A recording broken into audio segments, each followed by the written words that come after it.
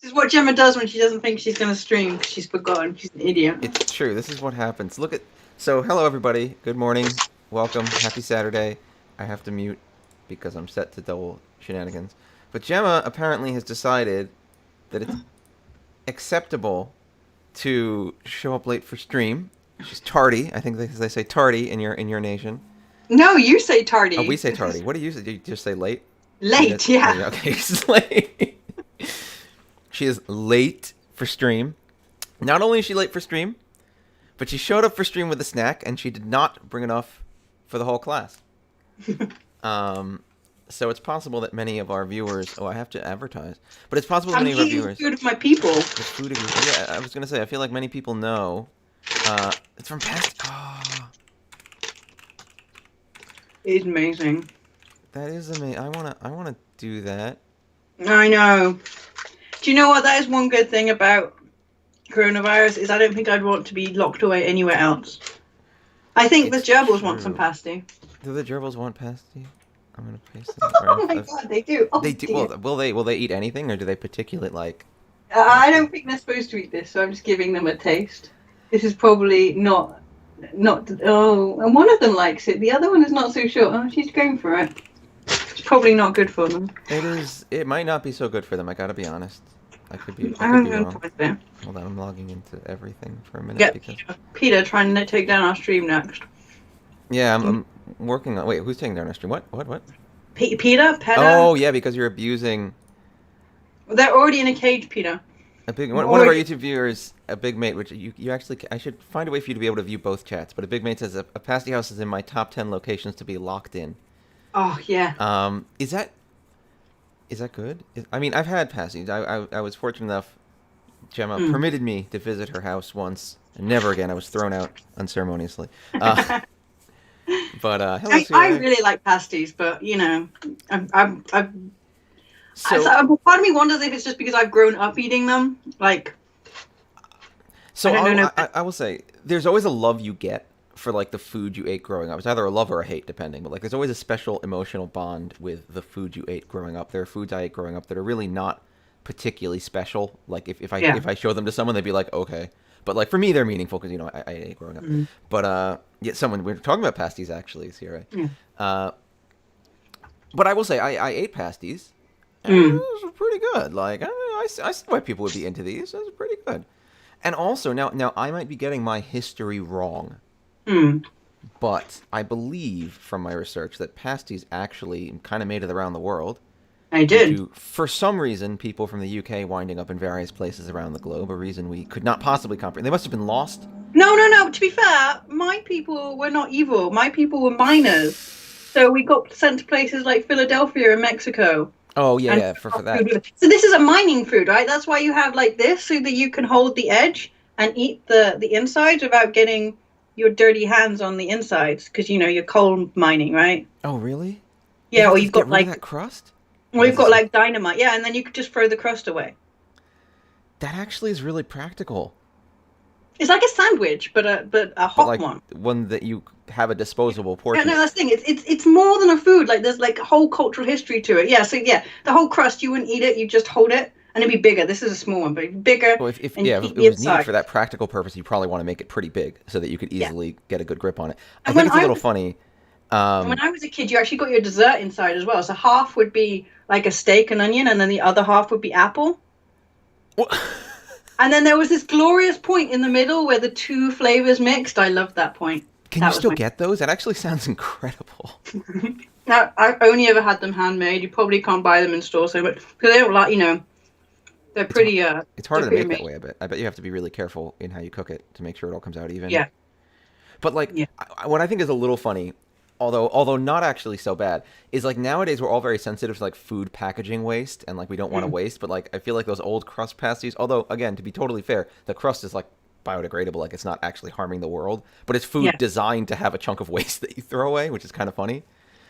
I guess, but yeah, it's not. It's just gonna, it's not gonna harm the earth in any meaningful way. I suspect they weren't thinking like that in the 1800s either, you know? No, but we had so much less ability to make things like plastics and stuff that like never goes away. I wish we still did that. Like I would eat a pasty. I'd bring a pasty for lunch, and then I'd be like, okay, here's my lunch. It's a good thing I've been working in the computer mine, so I have to hold it by this crust. Otherwise, it's going to be all covered in silicon No, when shards, I and was I'll just munch my way through. when I was in school, they had this big fireplace, right? Like a big with like a stove or whatever. And then there's a little oven on the side of the wall of the fireplace. And if you brought a pasty into school, you put your pasty in that little like oven so it'd keep warm until lunchtime. That's actually It's amazing, right? that actually seems really smart. Exactly. Like, okay, apart from the crust thrown away, although people don't throw the crust away now. But again, anymore. like it's biodegradable. Like the only thing that is to me is a minor waste of food, just because I love eating everything, and the crust is really good because the pastry is really good. But like that's not harmful. That's really The only danger was my little friend when I was in school. He went to get his pasty from the little oven, and he dropped it into the fire and cried all day.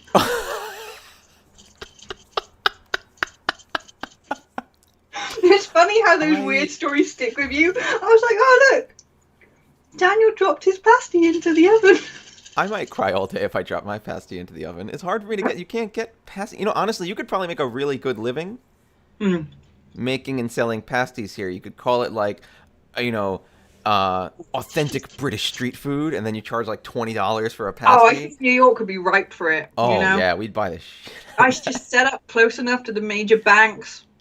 Actually, nowadays also, if you go with that idea that it's like a food designed to be carried with you and then eaten socially distanced from everyone else, like you don't need a plate for it, it's self-contained, like, and then you start doing fusion pasties. So you do like pierogi pasties, you do like this Asian one's a filling spicy one, pasties. actually. Oh, Yeah. we could make a lot of money. Yeah, because then like, so I used to go into the pasty shop, No one right? take this idea. This is our idea.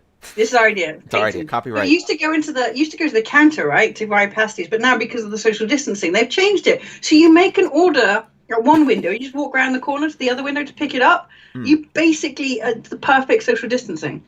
You could pay to a big maintenance. You could pay to mine some coal for the full experience. Yeah, you could pay us to be allowed to mine some coal, so you get the real coal miners break. I don't think we have any coal mines here, but maybe we could get people to just dig out some subway tunnel. Like, save money on those giant boring machines. Just have people just go, you know, help with the Second Avenue line. And then if they're done, they can eat their pasty free of charge. And that'll save us on union labor. Yakisoba pasty could be really good. But bizarrely, actually, Mexico has a big pasty culture now. Because they call them empanadas. Well, no, actually, they call them pasties as well. If you go to, I think it's Veracruz, because that's where all the Cornish folk went. And they, because that was a huge mining area, they took their pasties with them. And then when they left, the Mexicans were like, actually, pasties are amazing. We don't need those stupid Cornish people for them. So again, I don't want to accidentally step on a culture, but are empanadas descendants of the pasty? I believe in my research it turned out they were descendants of the pasty, but I don't know. I actually don't know what empanada is, so I'm not going to stamp on someone else's culture. As far as I'm aware, it's like a pasty. Yeah, I mean, maybe. Like, they seem very similar. Again, but then again, if you look at all cultures, many cultures have come up with the idea of taking a filling and then wrapping it in the thing and then cooking it. Like, this is not. But they do actually have like a proper pasty festival, and in some areas they do say these are Cornish pasties. So I'm not treading on their culture entirely. No, I mean, if you know, let us know, because we're super curious apparently about where pasties come from and why and how and all these things. It is my dream to go to the Cornish pasty festival in Mexico, because. Like, I think we're pretty good at Cornish pasties, but I suspect they've got more flavors than we have. They're probably just better at food than we are. You're saying it, not me. Is that a mouse in your... Oh, it's not JJ. British people are terrible at cooking. They're gerbils. I try to stream elsewhere normally, but I can't at the moment, so we have the... we're in the gerbil gerbil zone. background. Gemma takes excellent care of her gerbils, for the record. You know what's really funny about that? That looks a lot like the cage setup I'd wanted to do for Herbert. Yeah. Way back in the day. It's a really nice cage setup, but unfortunately, like, normally they're down here ignoring me, but every time I'm on a call, they think that's the time to come up here and make a lot of noise and try to get my attention. It's social gerbil time. This is the time for them. This is like, why are you talking to other humans? We're here. Way back in the day. Well, back in the day for... you don't like the sound. I also, unfortunately, don't like the sound of that. Oh, thank you for subscribing, or following. I'm sorry, because we can't have subscribers. But thank you for following. I get my follower noise, and I don't get my follower window, which makes me sad, and I need to fix that. I'm sorry, but thank you so much. It's Mercedes 2345. Thank you for following us. I can see who you are and give you My thanks. I'm pretty sure I know who that is. Thank you. Huh. So Herbert, so I will tell the small story before we get to mahjong things. I maybe like 7 now, like 7 to 3 years ago, for 3 or 4 years, starting like maybe 6 or 7 years ago, I did have in my house as a roommate a pigeon named Herbert. She was a very sweet bird. She has unfortunately passed away in the intervening time, but I can promise you that she was kept pretty much all of her life in a house as a pet, treated like royalty, had a wonderful, super long She life was for a treated pigeon. like royalty. Yeah, yeah. Like, unfortunately, as with some pets, unfortunately, she has passed away due to old age. And also, well, no, she managed to survive eating a staple. Um, she was. I did not name her Herbert, for the record. Her owner named her Herbert. Um, and interesting thing about pigeon, the gender was actually not known because you can't tell the difference between the genders of pigeons without doing some kind of particularly invasive procedure or examination, or just waiting and seeing if your bird lays eggs. And Herbert was adopted as a baby, and pigeon babies are hideous. And the owner decided to name it an ugly-sounding name because she looked pretty ugly at the time. Is Herbert ugly? Herbert's quite a nice I name. don't think Herbert's a bad name. It's an ungainly name. But I tried that actually, and if you're careful, you can stare at the pigeon, you can get into it, you can nod at it, and it'll nod back at you. And then if you're really crafty, you can turn in a circle, and then the pigeon will start turning in a circle, and now you're dancing together, which is great because it means you've really established a rapport. And if you do that for long enough, you might become married. I did witness this. Yeah, which I also found out. I think Dave was married to Herbert. Yes, I was until Sorry, European. It's all right. We broke up at the European Championship actually, because I went away for long enough that she assumed I must have been dead. And then when I came back, she was a little bitter about it. It sounds like most humans, to be honest. Yeah, I feel like the psychology of pigeons is basically you don't see someone for like 2 or 3 days. I guess they got eaten by something, so it's time to move on with our lives. It's interesting, and my jabbers are not like that at all. They Really? do remember me when I come back. Yeah. I don't have a picture. I might have a picture of Herbert handy that I could find somewhere. I don't know if I do or not. Let me see if I can find a picture. I have no idea. This is going to be a bit of a crapshoot. Looking. I should have pictures of the. I think most of the pictures I took in New York was of your pigeon. Really? Probably. Let me have a look. Hold on, we're gonna find a picture of Herbert. I did quite like your pigeon, apart from when she pooped everywhere. Yeah, I mean the biggest problem with keeping pigeons. So let's talk about parrots for a minute. Parrots, I believe you can train to only to poop in their cage basically, and that's great. But pigeons are not smart enough to be trained to do that, and so they will just poop wherever, which is not very enjoyable. The only small benefit, not benefit, but the only thing that keeps it from being terrible, entirely terrible, is that because pigeons are herbivores, their poop doesn't really smell. Like it's obviously unpleasant, but it does not actually stink like other animals. And for the record, the reason I'm looking away and everyone can see that I'm looking away is because I'm grabbing these images. I found one in memoriam of Herbert. I don't know where my one of my I was favorite looking quite pictures of slim her. there in that picture. Oh really? Here we go. This is one of my favorite pictures of her. So I'll save this picture too. And let me see if I can. Okay, let's see what I can do if I. I've got one of Garth also eating cold pizza in your kitchen. Ooh. Well, it was probably the pasta on pizza incident, which I still not okay with. I'm super okay with it. No, I didn't Google pigeon poo. I'm Googling my picture collection. Oh, you have a picture of Herbert. There she is. Well, hold on. I can be much more dramatic about this. This is one of our good pictures of Herbert. It's her looking away. Can I change if I want to go through the pictures? How do I do that? Here we go. I think I can just She looks change the quite image. beautiful there, actually. Yeah, that's a good shot. I have a shot of her eating out of my hand here. But she used to just fly around the apartment, right? And I wasn't quite used to having a bird flying around an apartment. So once I It's got up in the weird. night to go to the bathroom, and this bird just like came into the bathroom with me and then sat on my shoulder, and I'm like, I can't be doing this. Got jet lag, and I'm so tired. And now there's So a pigeon on my head.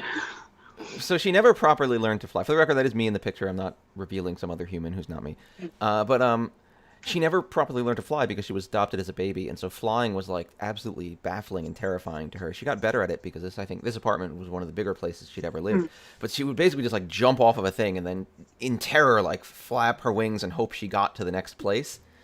And she would learn like these very specific little flight routes that she felt comfortable doing. And she was very particular. Yeah, she was very clean because she would bathe a lot. She loved to go in the shower. She loved the shower. She was afraid of it, but she loved it. She would go into the shower, and she would like dance around on the floor of the shower and be terrified at the water falling. She would like sneak out and like raise up her wing and like cower. And then at the end, she would end up looking a bit like this. Oh, this is a smaller image. I can make it a little bigger. Serious. Yeah, like this is her fresh out of the shower, where she would That looks like the bird that Greenpeace has rescued. Yeah. And she would come in. Of course, she would sit on my monitor because what pigeons want to do, obviously, is this is now pigeon stream. Pigeons want to like be, so they want to be together. They want to be with the flock. So of course, if I sit at my computer all the time, she wants to sit where I'm sitting, and of course, look at me so I can look at her, so we can look at each other. And she'd either like lay down on the heater and like spread herself out to dry, or she decide that obviously because my keyboard is the important thing that I do all the time, she'll just lay on that, and dry herself out. Yeah, she was a fixture of my apartment for several years, and honestly, like, if it wasn't for the physical mess aspects, I'd say pigeons. If you have a world where you have the space, like a big yard or a place to build a proper pigeon, is it a pigeon coop? I don't know. Somewhere where they have some space. Like an aviary or something, yeah.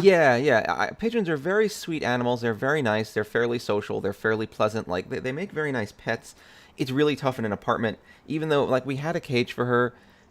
It wasn't really enough room. Like, if you have one of those tiny little birds, like a big old cage gives them enough room to fly around and be reasonably happy. If you have a parrot, let your parrot out of your cage. It's actually not good to leave your parrot in the cage all the time. But the parrot can, like, the parrot actually will understand, like, it's cage time. I'm hanging out in the cage, and it won't be miserable as long as you let it out sometimes. Even these creatures, they come out for a run every day.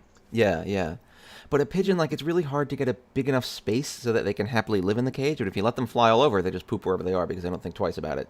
And so it's like, it's really hard to give them a space where you can effectively contain them. But they are very sweet pets. They're very nice. I understand now why people enjoy keeping pigeons, because they're very pleasant animals. I always wanted to get a crow, some kind of COVID, ironically. But the problem with those animals is they do eat meat, which means that like pigeons, they do not care. You cannot make them care where they poop. So they will just poop wherever. And now they're eating meat. So now you have like gross, stinky waste all over your house. But also, I learned from a woman in the UK who kept COVIDs in her house apparently for years because she had no self-respect. That's unfair, but she did end up doing it. They're hoarders. Yeah. So not only will they eat meat, but they will then bust a hole in your drywall and stuff it full of meat that they intend to eat at some later time. So now your house is full of like hoarded meat. Like, it was not Gemma, for the record. It was not Gemma who got the COVID. Like, Herbert, the worst Herbert ever did with food was willingly eat scrambled eggs, which I thought was a little bit questionable.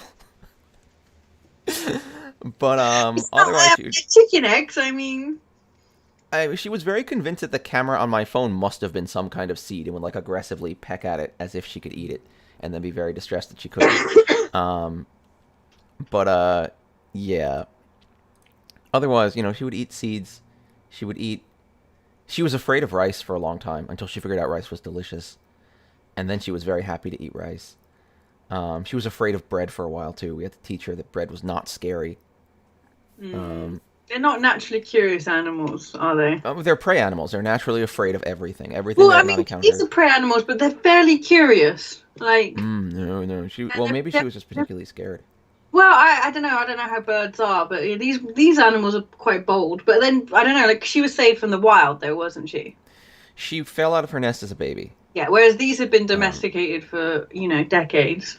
Yeah, so yeah, she was very nervous about a lot of things. She was very nervous about you giving her to eat. She'd be very, very scared. But she loved Q-tips.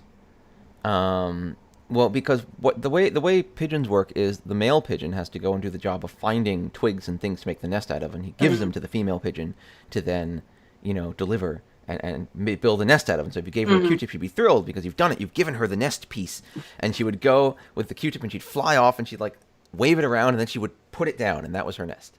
She did it. And she would make like this very pathetic pile. She had no idea how to actually build a nest. She would just make a little pile of things and be like, I did it. And then as soon as she jumped up to fly away, it would blow her nest away. I really feel for this poor pigeon. She lived a challenging life, but she did the best she could. All right, so we have an important announcement. I think we have some people watching. We're done with Pigeon Stream. Get back to Mahjong. Yeah, Mahjong Stream. Mahjong Stream. Let's talk about Mahjong things. So we have this tweet. Tell us about this tweet, Gemma. What is this tweet? Okay, for those of us who don't read Japanese. Yeah, if you participated in the online festival, the World Riichi Championship online festival, or even if you didn't, so the Japan Professional Mahjong League have taken one of the interesting situations from the final games and tweeted it and asked everyone what they would discard. So what I'm asking all of you is to reply to the tweet in English with what you would discard, because later they're going to write a strategy article about what they believe you should discard and include everyone's opinions, hopefully. So if you want to, I would really encourage you to write in English to them and make them really happy. Will they even include my opinion? They will if you tweet it in English, Dave. Oh, what if I tweeted in heinous Japanese? No, don't do that. Don't do that, because they want, they want an international feel. I think you're more likely to be noticed if you tweet in English. They've got plenty of Japanese people who already play Mahjong who can tweet at them in Japanese. Let's play the exotic English card, because we rarely get to play that card. Oh, what would I discard here? Do I want to talk about it?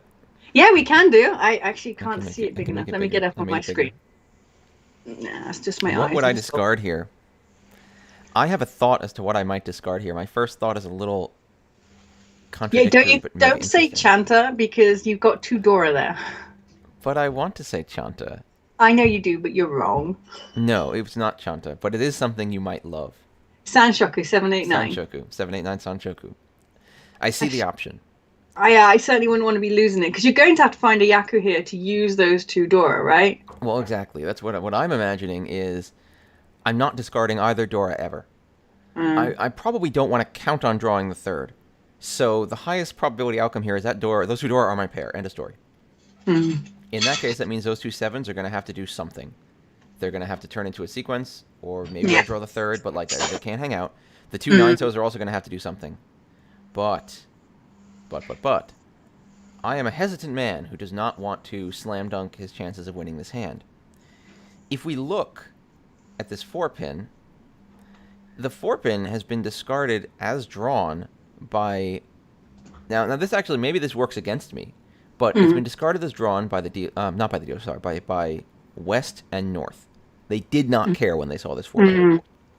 There's a lot of different things that could mean, actually. I'm thinking a little more about it. There's different things that could mean. But I'll go through my first line of thought now that I'm having second thoughts. My first line of thought is, it is almost definitely safe to throw this 4-pin now. And it leaves me with the safer 1-pin to throw if I have to throw it later, because given that they both throw in the 4-pin, it's highly unlikely. There's no closed weight on the 1.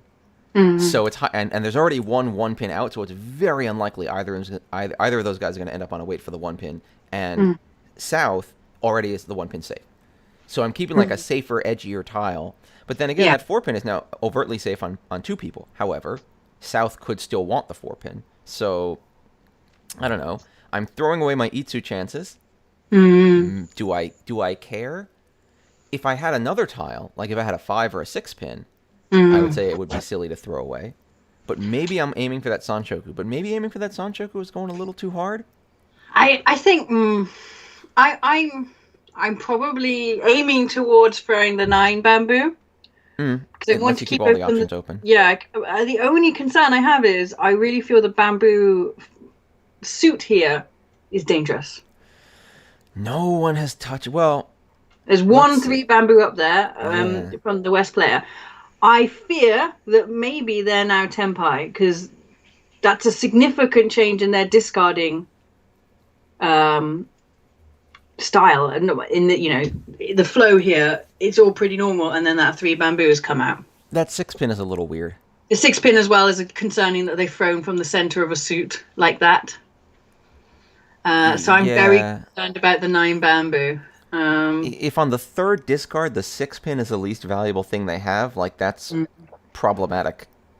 But you are fairly behind here, so they've got You the got to do scores. something. They've got the scores, but they've got the scores from the previous Hanchan, because this is the second Hanchan of 2 Hanchan, and they've put the scores from the previous one. The player. So you're minus 16 overall. Yeah. And you're also in 3rd place now. So. And this might be the hand that you use to. Yeah, at this point, you know you got to do something. You can't do nothing. You can't fold this hand. It's your first deal. You want to hold it if you can. So we're trying to do something. I think we kind of agreed. We're trying to do something here. We got to make something happen with this hand. I think if you're going to throw the bamboos, you throw them now.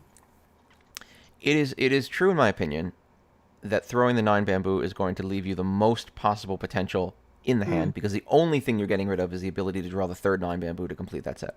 That's the only potential option you're losing by throwing the 9 bamboo. And I don't think the bamboos are going to come out from these people either, by the looks. Probably not. It looks like they're all holding. Again, like if you keep the 2 9 bamboos, you're going to have to either draw another 9 bamboo or draw another 4-man, and draw a 7 and a 6. There's a lot that you'd have to start drawing if you weren't going to discard that 9 bamboo. It's all very concerning. Like, frankly, South's discards are the least concerning here. But like West and North, something weird is going on. Yeah, West in particular, I think. North? Even North. That 4-pin on the 2nd discard? Really? Yeah. That's just I don't even care about this at all. That seems weird, especially when the Haku comes out 2 tiles later as a held tile. At least you can see where 2 Dora are. Yeah. So no one's got a Mega Dora bomb, but they've got something. And it's also concerning, again, these are middle tiles, so it's not even like they're eliminating the edges of one suit, and you're like, okay, they probably just don't care about that suit, maybe, but like, something weird's going on. Hey, all the guys. CRA says that the 9 still discard, but he's concerned it's a trap. He's got the, obviously, CRA, so I'm not sure you're doing, I'm just guessing. But, and then CRA also says that the 7-man could be dangerous to keep for too long, and I think that's quite right. Good. Hello from a Japanese name that I don't know how to read. It's got it there, Jinkogane. I'm illiterate, and I apologize. But hello. I mean, you're not going to be able to push this into a Tanya. You've really got to find a Yaku here.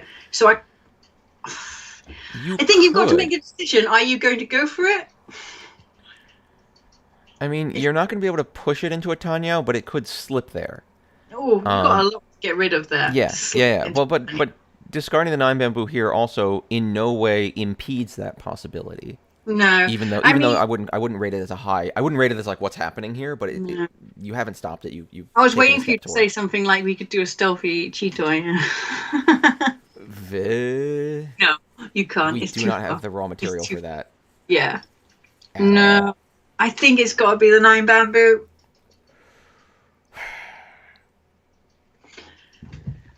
Yeah, I don't know. I don't see a better. Given that your answer here is go for it, like what's your other option? If you're not throwing the 9 bamboo now, like I could throw the 4-pin like I was thinking, and hang out, and throw the 9 bamboo later, but I'm throwing it, right? There's no way that I'm not throwing that 9 bamboo, and if that's the mode that I'm in mentally, I might as well just throw it now. And usually I'll say that about middle tile, about more dangerous tiles, or more innately dangerous tiles, I should say. But the table situation makes it pretty clear that bamboos are just going to be dangerous. I mean, if you're worried about the 7-man, you could throw it now. You're, again, not really moving away from it. 7-man's a good throw as well. And it allows you to see if something else happens around those bamboos. Valid. Oh, maybe I like 7-man better now. Maybe I don't know. I feel like discarding tiles Suji on the door is a little weird. Again, but it's super dangerous, but then that's why you should do it now if you're going to do it.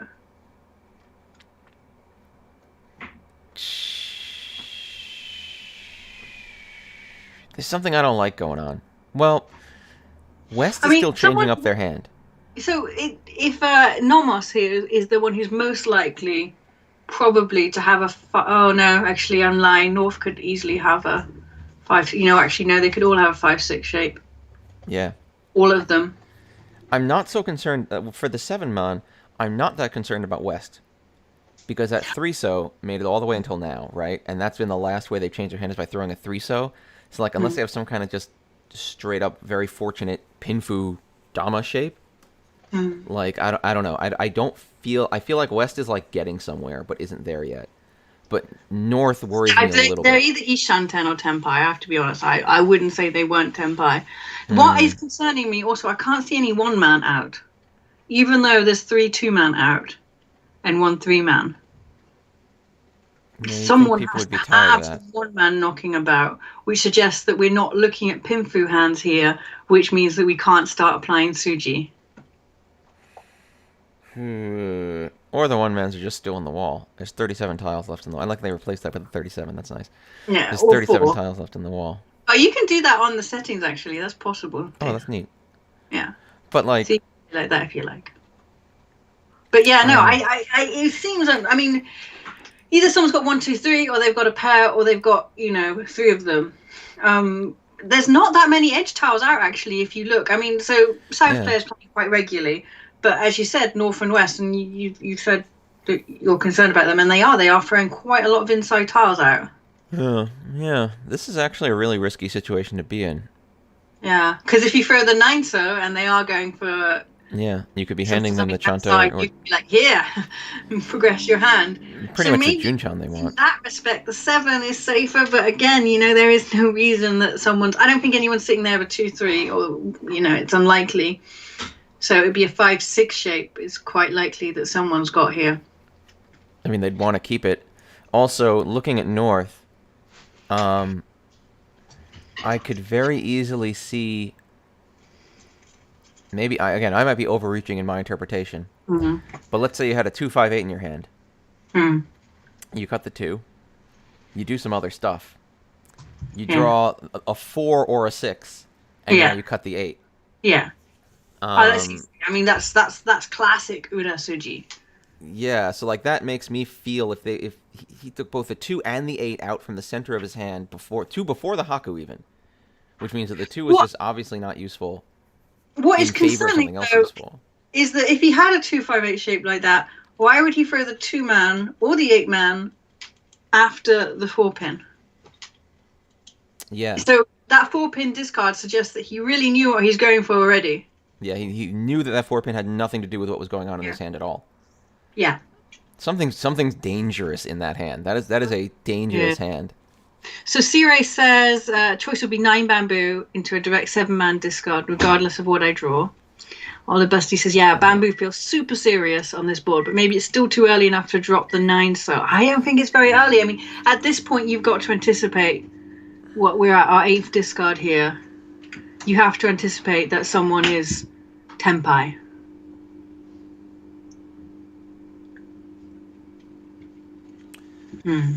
Which brings me back around to my 4-pin discard. Yeah, it does. Because it does leave you Ishanten on a very it's very safe in and of itself. It lets you see what everyone else does for another round or two. It's not taking a step back. You're still Ishanten.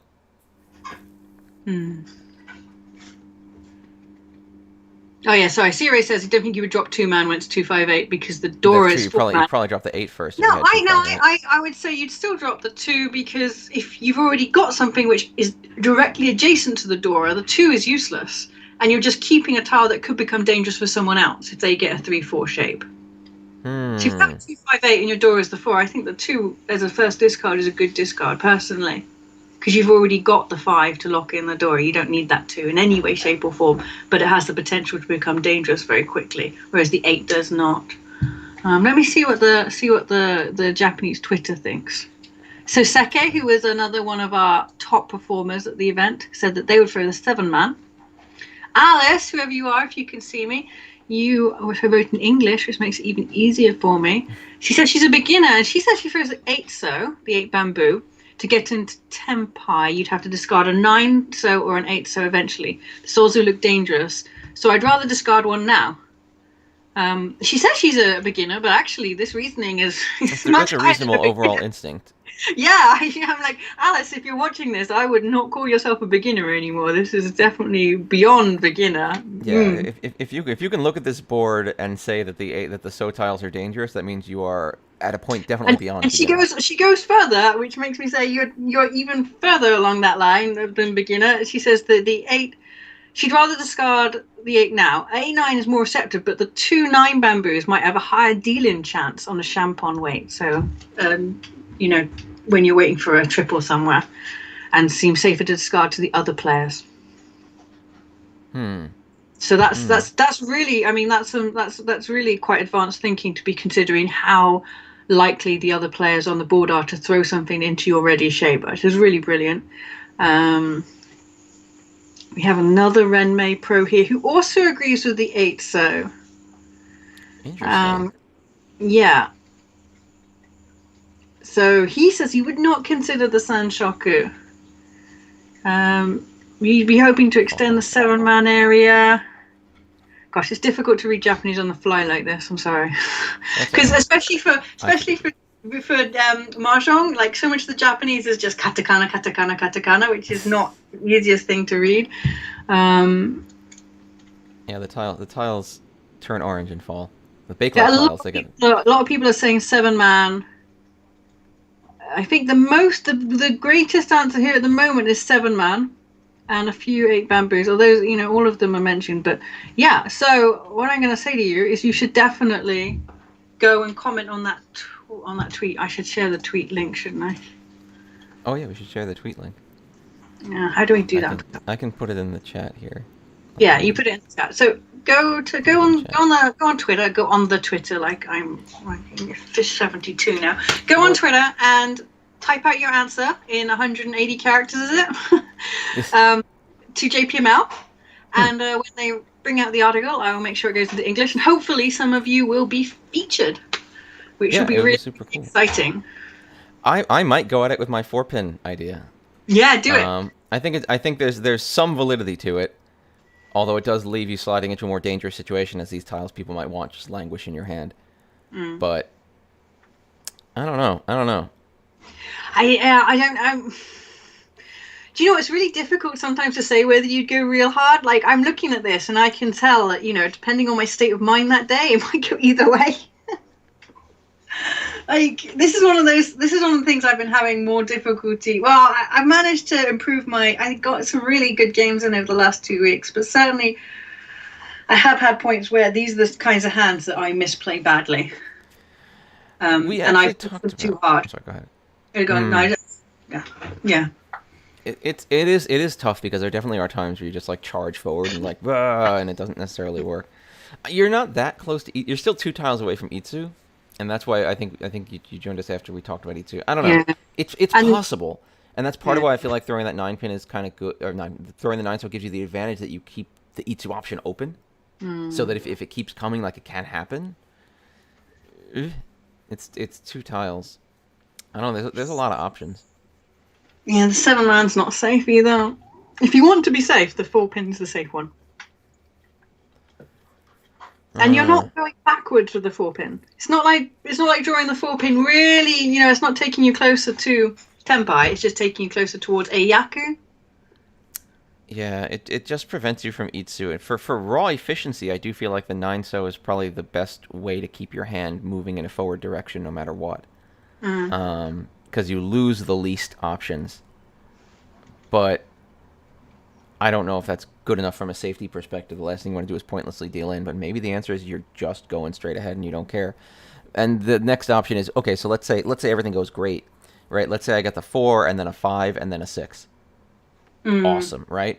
Now I'm waiting on what Dama, the 4-7 man weight, which no one will ever throw. Like, the biggest problem is that, I mean, I guess I could wait until I can get a 6 or an 8 and upgrade that weight. And really, are you going to play with this? I mean, let's say you throw the 4 pin, then you draw a 7 so, you're just going to throw the 9 so and reach. Yep. Like the 9 so's coming out. There's only the only time that 9 so isn't coming out of my hand is if I manage to draw the third one. But let's say you throw the 9 so first and you keep the 4 pin. Yeah, I'll throw the 4 pin later, but the 4 pin's fairly safe. It is, and I'm not. Yeah, on 2 out of 3 people. You can throw the 1 pin and it's and safe. Probably the 1 pin's fine too. So like it doesn't increase the danger of what I do later. I'd say it makes my later game a little safer. But then you could also be, charging towards something horrifying, like you draw a 3 pin, or you draw a 6 pin, and you end up with a 4/6 weight. You might be right, Dave. The 4 pin might be correct. Well, there's not a correct answer. We know this. No, there's lots of good options. But, I'm thinking about it, like trying to perceive into the future what tiles I could draw. How unhappy am I going to be if I end up with a 4/6 weight, Wait, how are you going to get a 4/6 weight? Hold on. Explain to me how this works. So if I keep the 4, yeah? Mm-hmm. And then I draw a 6 pin, I'm going to have to keep it because it's an Itsu, right? Right. But now you're waiting on just a 5 pin. But it looks like looks like people will just chuck that. It kind of does, but it's central. That's true. Yeah, just discard the Dora. Discard the Dora. Just be like, look, you all think you're making power moves at this table? Bam. And then everyone thinks, you think you're looking at your discards feeling pleased with yourself, like, ooh, they must think I'm in a really good position. Like, dealer discards Dora. Suddenly everyone's listening.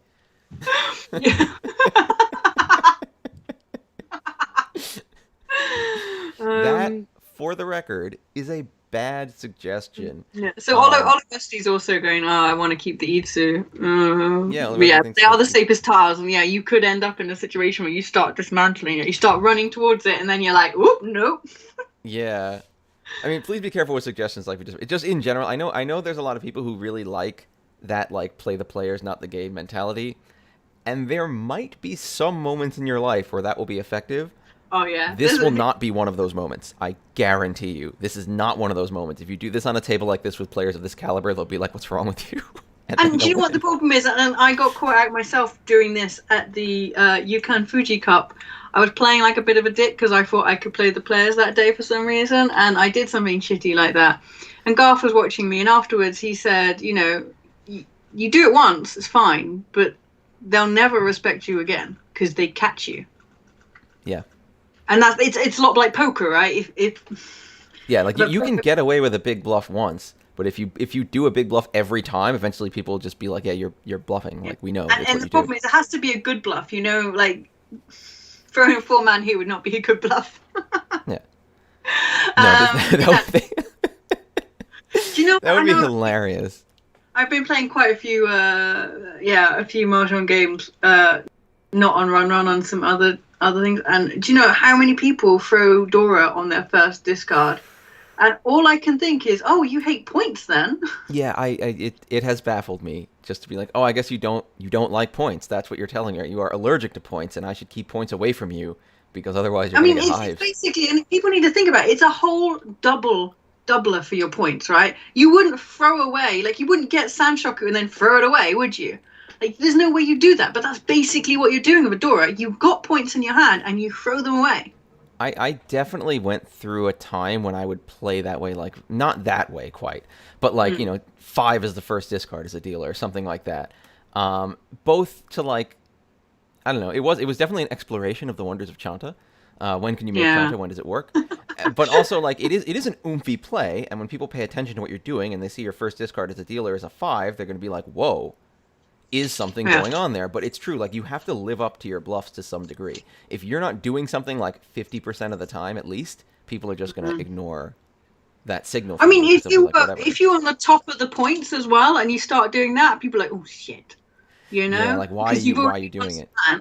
But again, they're only going to do that if their mental model of you is they're on the top of the points. I know what they do generally, and what they should be doing is chilling out, but they're not chilling out, which means that now this is distressing, as opposed to, I know this player is a robot who discards random tiles from their hand. That's obviously the opposite extreme, where it's like, I take no meaning from anything they discard at all because it doesn't mean anything to me. And you want people... I would like to see if they would all fold if you threw a 4-man, though. It would be really interesting. Because it's true, like, you want to walk on that line where everyone has an idea that you're very smart and what you're doing makes sense, and a pathway in their brain about what you're doing means, because then you can bluff. But once they decide that what you're doing is meaningless, or that you don't understand what you're doing, and what you're doing doesn't have meaning, your bluffs become pointless. That's why that's one of the really frustrating things. Again, moving between different skill levels of players, like, 6th discard dealer reach. And when I do that, I think to myself, everyone should be watching out for me now. And then you'll always, when you're in different skill levels, you'll find someone who doesn't know or doesn't think, and they'll just go like la la la. And sometimes they'll win it out from under you, just based on luck. But it's frustrating when I'm thinking, like, do you not see that the dealer reached on the 6th discard, and my discards are almost inscrutable, and you should be worried about dealing into me? Are you not understanding? Yeah. But they're not understanding, which means your signal doesn't mean anything to them. It doesn't land. Sorry, I'm giving him things to shut him up. The pest. Yeah, and then, and if you're honest, people... Oh, no, maybe that was a more noisy thing. It was. No, it's true. This hand doesn't really need bluffing. This hand is pretty solid. This is a really interesting situation where there's a lot of different ways you could go. I'm a little torn between this 4-pin or the 9-so. The only other thing that I would say that's a benefit to discarding the 4-pin is that now if I do happen to draw another 9-so, I can discard my 8-so and be Tenpai. So like technically there are slightly more so tiles I can hold on to if I throw the 4-pin. But, like, is that good enough? I don't know. I don't know if that's a very small window of opportunity there that you get to take advantage of. There's a lot of options. Gemma, let me ask you right now, before we keep yammering on this forever, you have a game. So we've been playing in the Final Fantasy... What's the tournament called? Is it the Light Tournament? Yeah, so, we can't be so long, because, it's the... does it have a name? Doman It's the Doman Mahjong tournament in Final Fantasy 14. It's being run in the European Data Center. Unfortunately, it's running already, so... you probably can't join at this point. You done goofed. But Doman Tournament of Light. There we go. Yeah, there's actually lots of people who are doing social games as well. If you do want to join, it's actually a really good scene. It's strange. It's really fun. One of my favorite Mahjong communities is on the Final Fantasy 14 servers now. Hey, it's good people, and everyone. I played my first 2 games last night. I have my next few games this afternoon. Everyone's really friendly and pleasant and great. Had a nice time, and I just generally recommend. I would say the Final Fantasy 14 Mahjong scene is pretty nice, and if you like Final Fantasy 14 or have interest in playing Final Fantasy 14, there's Mahjong in it, so there's even more reason you could play Final Fantasy 14. And if you happen to be playing on North American servers, we do have I think we're on Gilgamesh. We have a guild there.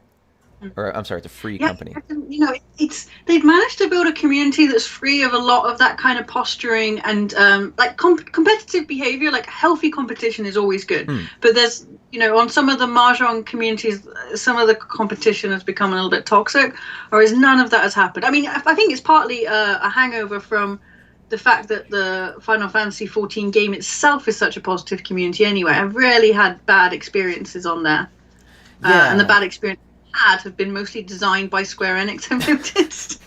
But the people themselves are amazing. And so you're already in a really, really positive, safe, warm environment. And then the Mahjong comes in and you're still safe and warm, which is really nice. Yeah, I mean, just to continue being an advertisement for Square Enix, we hope you're watching this. I know, they don't pay us. Yeah, they don't pay us. But the game actually recently did a big update. It is free to play, or rather, there is a free to play quotient to the game that you can play, and then you can purchase expansions and stuff to play even more. I think it's up to level 30, right? Oh, it's better. Free? They just updated the free to play. The free to play is now up to level 60. It includes the entire base game, which they redid. They didn't completely redo it. They trimmed down the base game quest because the base game quest was like a little annoying and a little long for various reasons. They cut down a lot of the annoying parts of that. Bloody sands. Yeah, it's a bit annoying. You have to go there so much less now, and then you get to blow it up. But you get the whole base game. You get the interstitial thing. There was a whole series of expansions of like patch storyline expansions between the end of the first game and the beginning of the first expansion, and you get the first expansion. Which was, in my opinion, the best expansion. It was an excellent experience. Gemma hates everything, but I thought it was really good. Yeah, Olibus, they trimmed about 30 hours off the beginning. It's so much nicer. Mm. You get access to That's all the that's good. classes in the base game in the first expansion, and Because I went through the main story, and by the time I got to the bit that Dave told me was good, I was already traumatized. that's true. The answer, Unwise Owl, is most assuredly yes. You Yes. have to level up to around level 15. If you only want to go for Mahjong, it takes you about 2 hours of gameplay to get to the point where you can go to the Gold Saucer, which is where the Mahjong lives. Um, the Gold Saucer actually also includes a whole bunch of other games. You can play Triple Triad. You can play this like Minions battle game, Lords of Verminion. You can play these little challenges and mini games they have in there. It's There's like a little so much to casino inside do. the game. It's crazy. Yeah. But if you just want to play Mahjong, if your only objective is playing Mahjong, it is free to play. It'll take you about 2 hours Mm. to get out to Mahjong, and then you can just queue for Mahjong forever. You can also hang out in the Gold Saucer and do stuff there, which is its own magical Gold Saucer bucks. You can get chocobo things. You can do chocobo racing there. I forgot everyone loves chocobo racing, but you can live there. You can get your hair cut. You can do all that stuff. There is no requirement like the Mahjong isn't tied to any other game progression. You don't, but other than that initial thing, like you don't have to do the high end Yeah. stuff or bother with it. So again, I think it's a really great game. I think it's really been a remarkable game because it's really had a very strong story. For all this time, it's really had a very strong linear story that makes... Gemma doesn't like it. But, I mean, the story makes coherent sense. It's not full of, like, what the heck is this or why. Like, it's reasonable. I liked it. I thought it was really good. Well, I think this is maybe where Final Fantasy actually is winning. Is that each element to the game is really only one element, and there's lots of other elements. If you don't like the story, you can ignore it to an Yeah, you extent. can. You can. I mean, you can pay to go Um, past it if you really want to. But, yeah, it's not an atrocious story. It's just unfortunately when you've played these things, well, you literally worked professionally in producing and translating them, which does change your perspective a little it bit. doesn't help. Yeah, I have basically seen these things 100 times or more by now. They're not. Yeah, Oh yeah, you know. were you doing one of the fishing expedition things? Although, like, I've never gotten up to that because I never wanted to grind up fishing, but they sound really interesting, and I'm kind of like, maybe this is neat. There's I so got much really stuff. obsessed with the Moogle stuff when I really like I got to the point and then the story was really annoying me, so I just did all the Moogle delivery quests instead, and I really had a nice time. So yeah, I mean Yeah, that would be my main I complaint need to about the unlock game spearfishing. is that unlike World of Warcraft where you really could just go off and side quest constantly and just ignore the story entirely. Um, you that they're a little bit lacking on side quests, although it does get better as you go In the through. later expansions, there are just scads of side quests and whole Yeah. storylines that take place that you can experience or not based on whether you bother. Yeah. So Um, obviously they've listened to people like me yeah, complaining because yeah, the initial, which they've obviously trimmed now, which makes it amazing, was that I felt that I had to just stay in their linear main storyline and that I didn't yeah. enjoy. Well, if I Um, remember, the initial game was tuned such that like if you did every main story quest and every side quest, you'd get like just enough XP to go. Like they expect you to like yeah, hoover up everything, and then in later expansions they were like, "Why are we being stingy with XP? That's dumb. Why don't we just give you tons of XP and then be like, do side quests if you want, or don't. It's fine, and make sure players and actually get through the story." the thing I really didn't like about the story was though that you're special, and apparently everyone else is special, and I really hated that. I hated being the warrior of light. I was okay being a jerk, like being a nobody. I Again, just like I find it really difficult, like because I do play these games. No, I'm not like a serious RPer, but I do like to get into them and imagine. Maybe I am an RPer. Maybe I'm going to reveal too much about my life outside of Mahjong. oh no. But I think it's really difficult to RP a little bit in Final Fantasy. It doesn't help that you can't buy property either because they've got a spiraling So, housing market that would but rival San Francisco. I have learned that while that is very true of the actual estates, there are plenty of apartments. You can get an apartment. They I are. got money for an apartment. Why don't you buy me an apartment? All right, I'll buy you an I apartment. put the money in the guild bank. That's easy. Oh yeah, but although in the post Shadowbringers, it's actually very interesting. They address that idea that everyone is special or not. It's. I think at some point I was able to resolve or to just ignore in my mind that annoying duality of like you are the hero as there's like a line behind the guy saying you are the hero of 5,000 people Is all everyone waiting to standing hear him the say same like as you you? are the hero, and like I do always hate those like game sections where it's like Now we're going to show you a cutscene of you walking out into the boulevard, and everyone cheers because you're so great. And I'm like thinking, again, it's like this weird reverse insult to me. I'm like, how sad do you think I am that I'm sitting here alone in my bedroom being like, I sure wish a video game would tell me I'm really great. Like, it's all right. Like, I'm playing a video game. It's cool. I have an okay life. I'm okay with me. Like, But but the community on the game really makes up for all of that irritation. Like one of the things that I've been shocked by in a positive way is how like I do random dungeon runs all the time.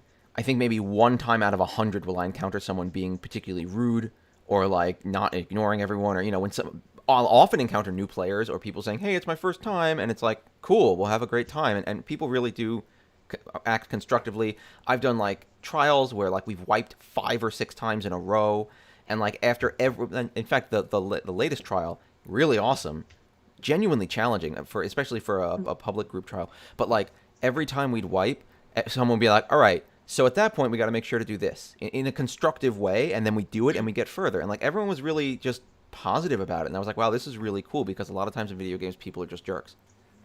But they've kind of built it into the system as well, because everyone gets more experience, right, if they've got a noob on their run.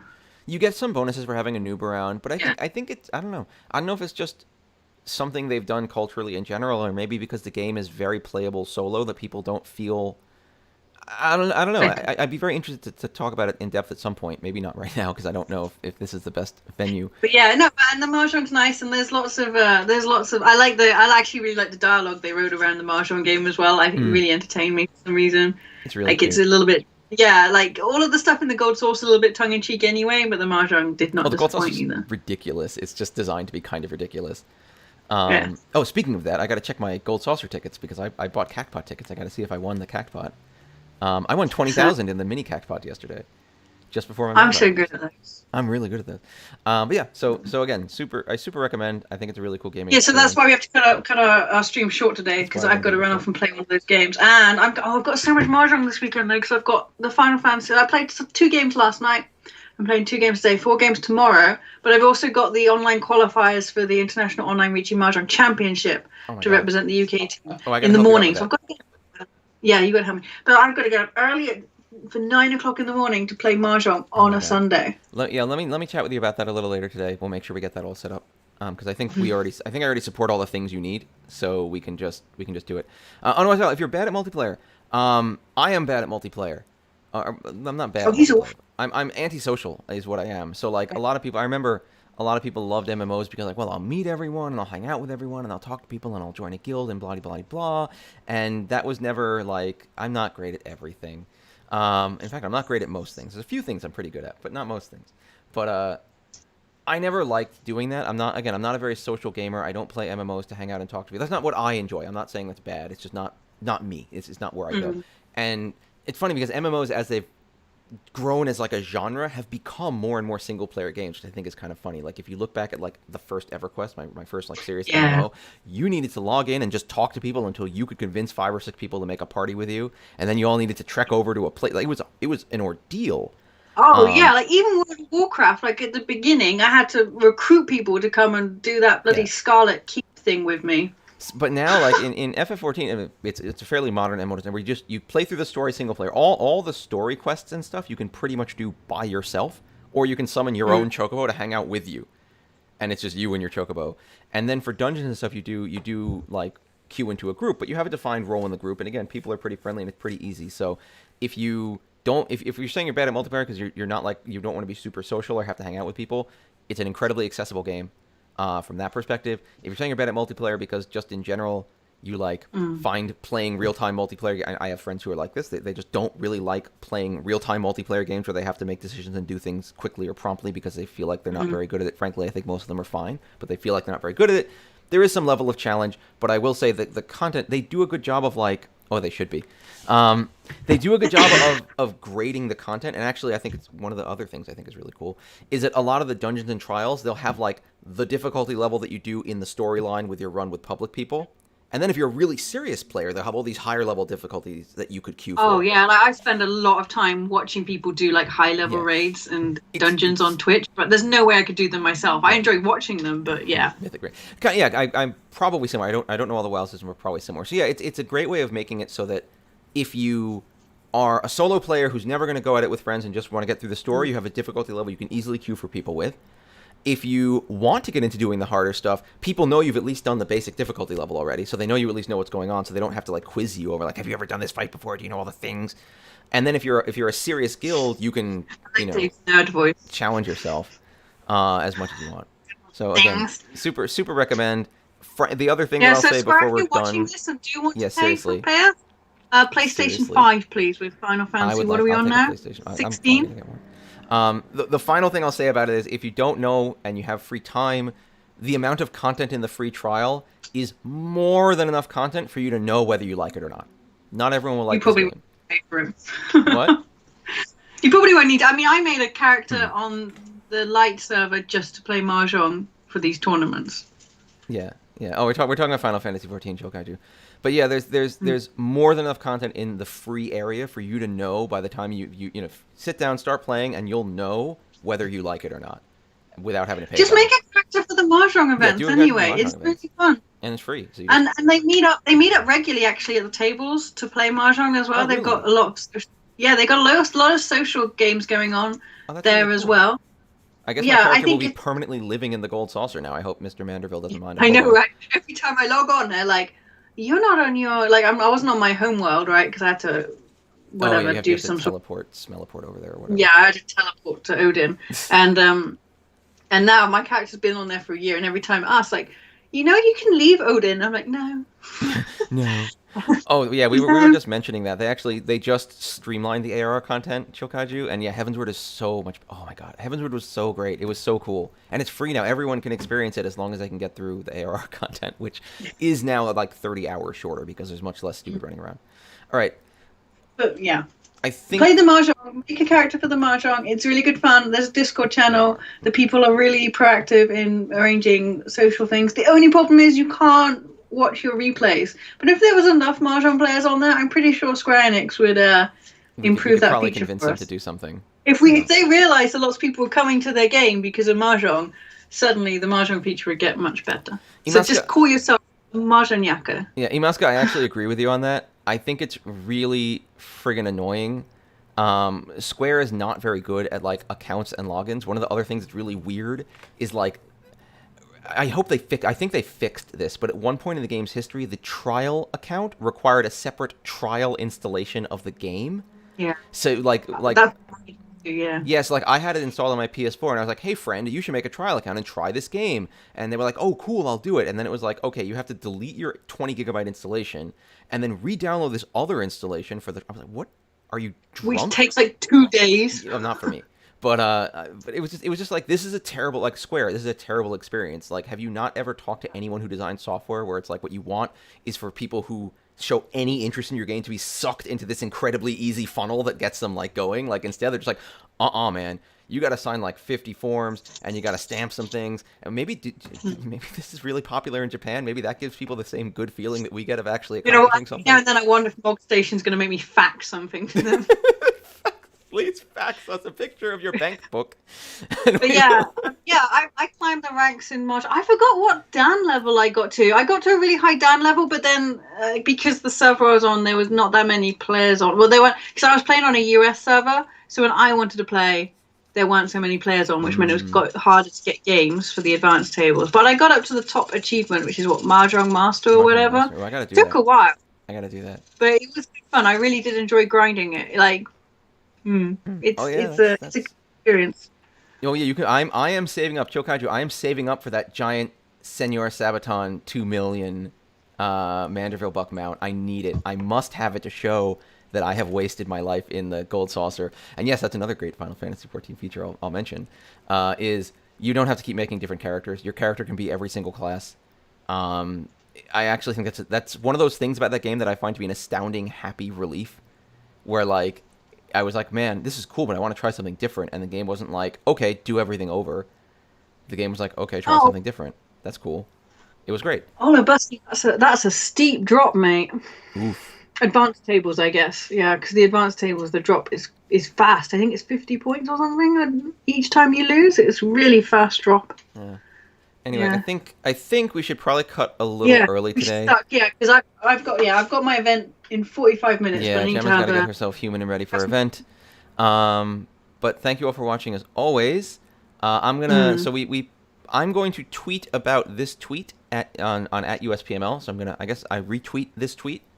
But Yeah, so WRC's also.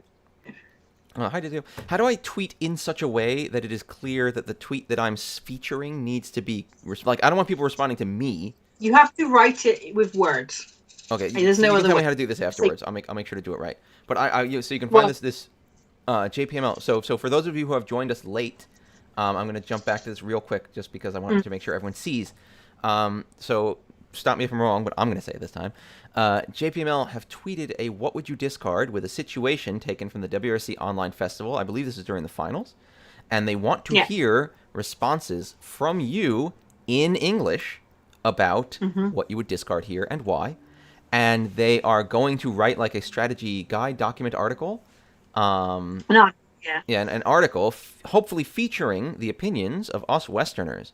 And because they're decent people, they will be courteously featuring these opinions, not like here's what idiots think. They will be, they want our input, and they want to be able to share our input in English. So I will paste into the chat again a link to this tweet. I will also be sharing this link on the USPML Twitter. But please do respond to this in English with your thoughts. They want to hear from you, and this is a great opportunity to maybe get yourself published. So this is the sort of article that so you'll be attributed. So this is the sort of article they've published in the past, which is similar, where they have put your tweets in a little screen cap there. I'm so reposting that to the YouTube viewers as well. So you could be famous amongst Japanese players. And this is the kind of thing I really want to promote, is to get this, this more kind of, at the moment, it's been a lot kind of top down, getting the interaction between me and the Japanese leagues. And what I really hope is that we can start getting you guys being able to communicate with each other without my interruptions. Oh, no interruptions. I try to facilitate, but I'd like to be a facilitator rather than a top-down kind of manager. Does that make sense? And like, honestly, it's really cool. I mean, I've been fortunate enough to be present and to have helped out with opportunities people have gotten. I mean, running WRC in person, some of the Mahjong crash courses, but opportunities people have gotten to really sit down and interact with various pros, various places, various leagues. And I feel like unilaterally, there's always been enthusiasm. I feel like I've met a lot of people who are like, oh no, I'm going to meet this. I'm very nervous. Are they going to, will they think I'm terrible at Mahjong? Will they not like me, etc.? And I feel like unilaterally, like, people's enthusiasm has been met with enthusiasm. And I can think, like, in my mind's eye, I'm picturing like tons of like little incidents. I'm picturing like, was it 2016 ERC? Like, after games, like Moriyama running over a table and being like, oh, and like setting up situations and talking to people about this and this and the other thing. And like at WRC, all the excited chatting that I saw between people during the after, like, the more we can make that happen, it's really exciting. If you tweet in English, they'll all be like scrabbled around their computers tomorrow morning together trying to. I'll translate what you say, but I'm going to let them try and work it out as well, just so they can enjoy it. People really do enjoy these kinds of interactions, these international interactions. They're excited that we are playing Mahjong. Yeah. So they really love it. So let's throw some crumbs, Yeah, don't be coy. Please, don't be worried, don't be hesitant. People want to hear from you, and it's a really exciting opportunity. So yeah, I'll take care of that tweet. I'm going to let Gemma get herself focused for her games so she can match fit. Hopefully win every game except the game she plays against me. The last one. You didn't? Yeah, exactly. No, I didn't do well. Where are we playing today? I hope not. I think we might be, I don't know. When are you playing? I have games at 2021 and I'm 22. Playing with you. I'm playing with you. Am I? No, maybe I'm not. It might be tomorrow. Oh, yeah, no, I'm on 2022 and you're 2021. Yeah, okay. Yeah, no, we're not playing together today. Oof. I'm very confused. We got 6 more games in this event this weekend. It's long, actually. It's a big event. Yeah, is there a rankings up? I actually haven't looked. I should look. Yeah, there are. I should go to the. I'm gonna go to the Discord. Well, I had a good pair of games. File. You're at 7 at the moment with 2 games. The players at first and second place have played 5 games. That's the only thing that's difficult with these rankings because people have played varying amount of game. But not Sirocco, Plus is 125. only played 2 games at 62.4 points. That's big. Yeah, those are It's two just big stated. wins. The games are running at the moment, so I'm watching something that's changing as I speak. Yeah, this No, player managed to get no. 125.5 in 3 games. That's pretty impressive. Which player is this? The person in first does a Sim Alain. Oh, you're looking at the screen cap on the. Yeah, I'm looking at that. Yeah. Oh, I didn't look at the screen cap. Let me look at the screen. Oh, here we go. There's the totals here. Oh, now they're at 5 games, but the only oh, I see. They've had some break even games. Yeah. Interesting. Yeah. So the scores are evolving as we speak. We'll